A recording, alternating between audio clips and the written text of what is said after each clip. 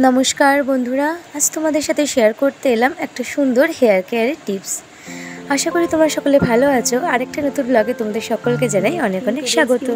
देखो सबकिछुई घरोया पद्धतिते आमि व्यवहार करे देखाच्छि।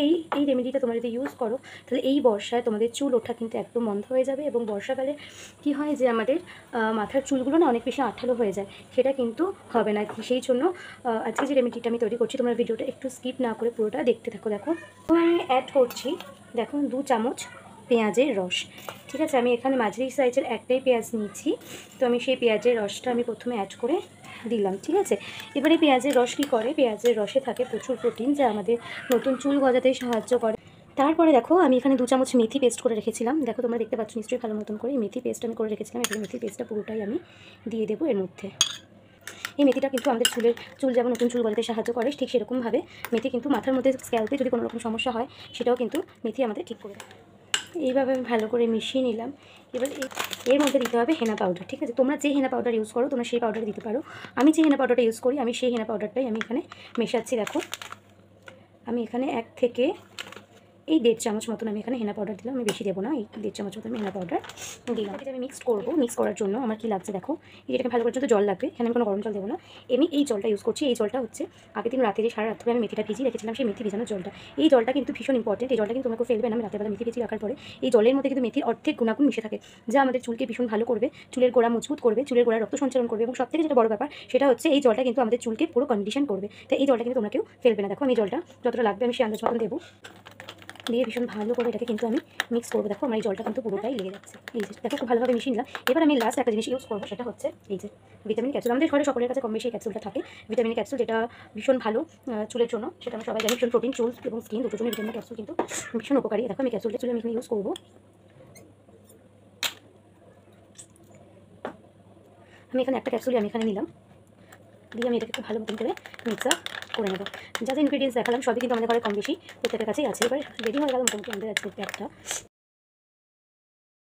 তো এবারে বন্ধুরা আমি তোমাদেরকে এই পুরো প্যাকটাই কিন্তু মাথায় অ্যাপ্লাই করে দেখাবো। দেখো আমি কিন্তু খুব ভালো করে চুলটাকে আগের দিন শ্যাম্পু করে নিয়েছিলাম।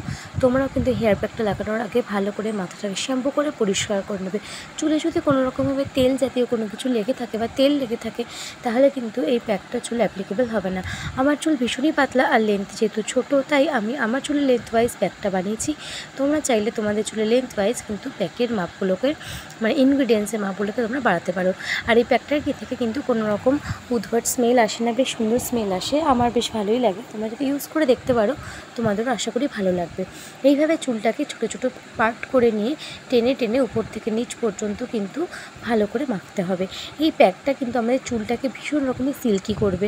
শুধু যে সিল্কি করবে তা নয়, তোমাদের স্ক্যাল্পে যদি কোনো রকম ইনফেকশন হয়ে থাকে বা ড্যান্ড্রফের সমস্যা হয়, এই প্যাকটা কিন্তু ইউজ করলে সে সমস্ত সমস্যা তোমাদের চলে যাবে।